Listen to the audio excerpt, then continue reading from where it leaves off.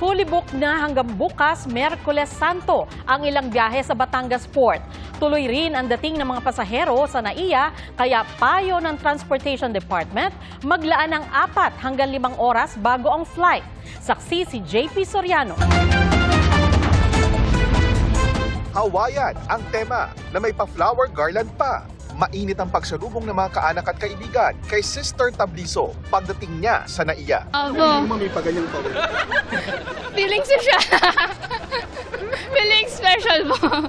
Isa siya sa mga dumating na pasahero sa NAIA ngayong Martes Santo. Balikbayang OFW naman si Marivic mula Taiwan na sa dali lang magbabakasyon sa Pilipinas.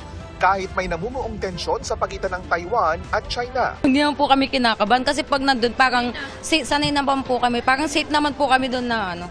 Habang inaantay ni Marivic ang sundo, sinamantala muna niya ang unlimited at libreng espresso-based coffee sa OFW Lounge. May pa-buffet din para sa mga OFW na may flights. Dito ko nakilala ang ilang OFW na mag-a-abroad na uli dahil kailangang kumayod para sa pamilya. Yung anak mo kailangan kung anong mga gusto niya, gusto ko rin ibigay. Kaya nagtitiis po.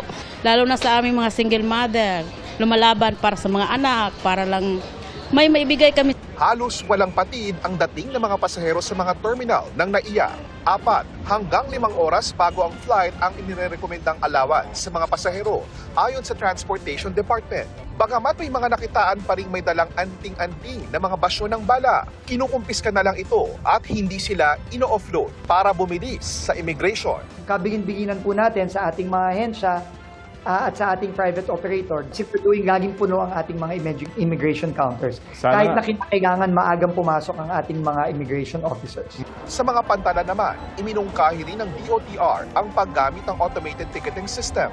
Sa Batangas Port, fully booked na hanggang Miyerkules Santo ang ilang biyahe tulad ng Pakatiklan na papuntang Boracay. Fully booked na rin hanggang Sabado de Gloria ang mga biyaheng Parojas City, Capiz, Bayan Romblon at Sibuyan. Ang last option namin, tulad sa akin, papunta akong Katiklan, ang gagawin ko na lang, manggagaling dito, papuntang Calapan. Pagdating ng Calapan, Mindoro, magbabiyahe ako ng bus papuntang Rojas. Pagdating ng Rojas, sasakay ulit ako ng barko papuntang Katiklan. Long cut. Plano ko, benta ng terminal ticket para makapasok sila dun sa pre-departure area na maluwag, nakaupo.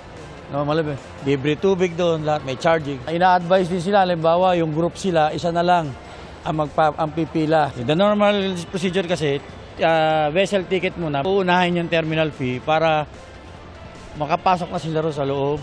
Nakaalerto naman ang LGU sa Boracay Island kung saan nasa 10,000 turista ang inaasahang darating kada araw. Ipinagbabawal na rin ang mga beach party o mga aktibidad na may maingay na tugtog sa isla mula alas 6 ng umaga sa Biyernes Santo hanggang alas 6 ng umaga sa Sabado de Gloria. Para sa GMA Integrated News, JP Soriano ang inyong saksi.